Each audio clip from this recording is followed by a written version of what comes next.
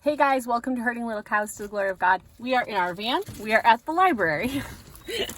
Everyone is having a quick snack, but if you hear people, that is why you hear them. It is President's Day, so February 20th, 2023, and we had books to drop off the library, forgetting that they were closed today.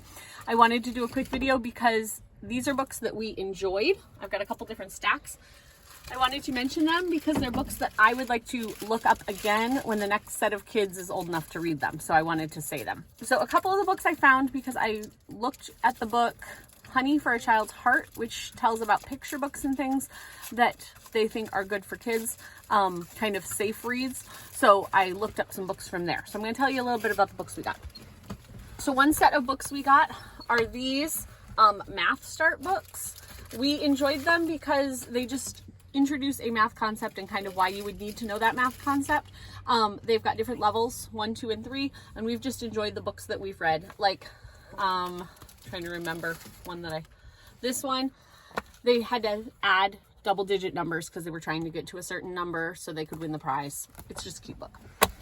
So, next one. Samuel really liked this book, Shipwreck at the Bottom of the World. It's the true story of Shackleton and the Endurance, and it just is a, long book about the story that happened there. Samuel liked that. Okay, one of the authors that we liked that we found was Robert Burleigh, B-U-R-L-E-I-G-H, and he writes picture books that are about different people in American culture history. So this book is about John James Audubon, and each one's kind of written a little bit different. Like this is kind of poem form and then actual words that John James Audubon wrote. So this one was about John James Audubon, Into the Woods. Hi, I'm Norman is about Norman Rockwell. The kids really liked this one. They had never really heard about Norman Rockwell, but it actually shows pictures that Norman Rockwell painted and why he painted them. Different stories. This book, Night Flight, about Amelia Earhart and her flight across the Atlantic. But like I said, some are written in poem form, some are written more as a story, but they were good. Flight, just about flying machines.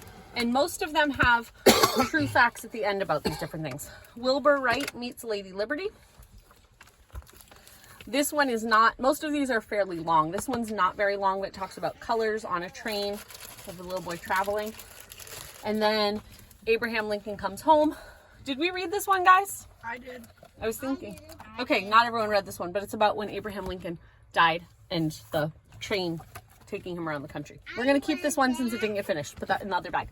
Okay, another author I found that we liked. So some of these, one book of this author was mentioned in the Honey for a Child's Heart, and I looked up more books by them. Rosie's Fishing Trip is a book about this little girl fishing with her grandpa and enjoying that. It was cute. Oh, sorry, this is author Amy Hest. These books I'm mentioning, Rosie's Fishing Trip. The Friday Nights of Nana. A little girl is helping her grandmother get ready for the Sabbath meal on a Friday night. And then this one is this girl moves from Russia and her grandmother still lives in Russia. She moves away from her grandmother. She gets a chance to come to America. There's a little bit of a love story in here, but it's not in depth. We don't do a ton of love stories, but it was a neat book to see about her traveling across. I liked these books by Amy Hest because all of them had to do with multi-generational. Did he finish his cracker? No, he wants a drink because he hasn't finished his crackers. Oh, here. This one has less water. No, it's in his mouth. Oh, gotcha. I like all of them because they're about multi-generational living, which I think is something that we miss in our culture when people live so far away from each other. Okay, and then these were a couple that I found because how our library system works, if you look for a book, it'll recommend other books that are kind of like it. What do you need, Malachi? Do you want a book? Yeah.